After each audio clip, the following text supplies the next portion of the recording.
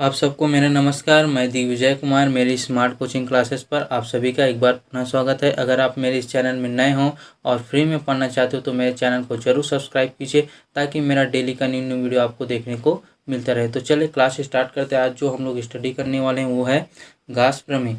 ये गास थ्योरम क्या चीज़ होता है, तो गास ने देखा कि किसी भी बंद पृष्ठ के साथ गुजरने वाला जो फ्लक्स होता है, मैंने पिछली क्लास में वैद्युत फ्लक्स के बारे में बात किया है।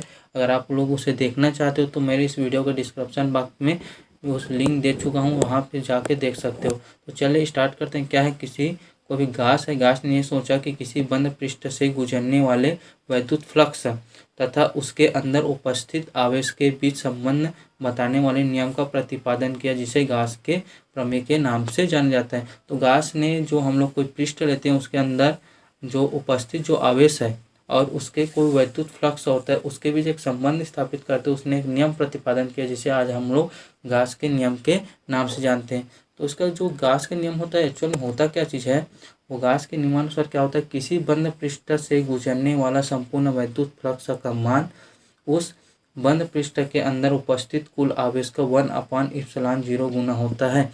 हम लोग क्या किए थे, देखे थे संपूर्ण वैद्युत जो फ्लक्स निकालते हैं उसमें देखे थे कि कोई भी बंद पृष्ठ है उससे क्या गुजरता था, हमारी वो कुछ लाइन गुजरती थी। इफेक्ट जो फील्ड लाइन है, उस फील्ड जो लाइन है उसका जो मान होता है उसके अंदर जो उपस्थित जो आवेश होता है उसका क्या होता है 1/ε0 गुना होता है।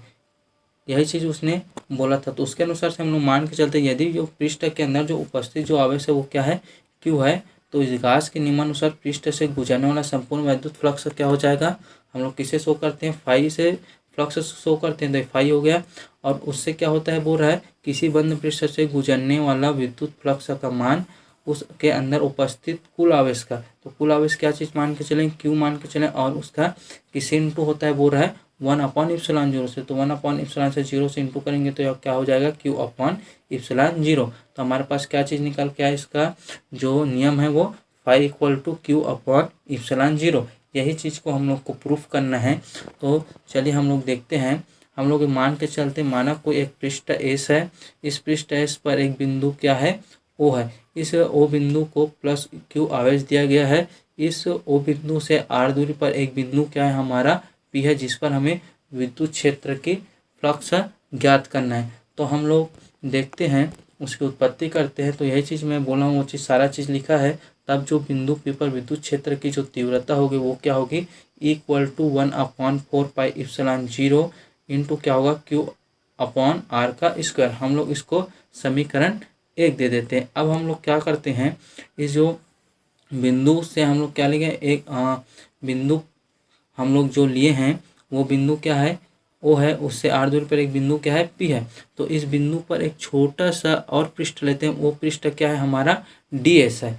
इस जो डी एस है उस छोटा सा जब बिंदु लेते हैं, छोटा सा जो पृष्ठ लेते हैं, उस पृष्ठ पर जो विद्युत क्षेत्र है और हमारा जो ई है वो दोनों क्या है, सेम समांतर क्रम में रखा हुआ है, मतलब दोनों की दिशा है वो समांतर है, एक ही लाइन में है। तो उसका बीच जो एंगल बनेगा वो एंगल क्या होता है, हमारा 0 बनता है। मैंने पिछले क्लास में बताया था वैद्युत फ्लक्स पर जब वो दोनों एक ही दिशा में हो तब उस पर एंगल क्या बनेगा, और अलग अलग दिशा में हो तब उस पर एंगल, तो एक ही दिशा में है तो उस पर एंगल क्या चीज़ बनता है, वहाँ पर थीटा इक्वल टू 0 अंश बनता है। तो हमारा जो क्या यही चीज़ यहाँ पर लिखा हूँ कि बिंदु पी से घिरे हुए अल्पा अल्पांश डी एस की कल्पना करते हैं तथा इस पर अल्पांश से गुजरने वाला वैद्युत फ्लक्स। तो वैद्युत फ्लक्स क्या हो जाएगा, अल्पांश में लिए ना, छोटा सा लिए तो इस कारण डी फाई ई होगा, और इक्वल टू क्या होगा, vector E into vector D S. ये चीज़ निकल के आएगा। वेक्टर को हटाते हैं, सदिश को हटाते हैं, तो क्या चीज़ आ जाएगा, हमारा ई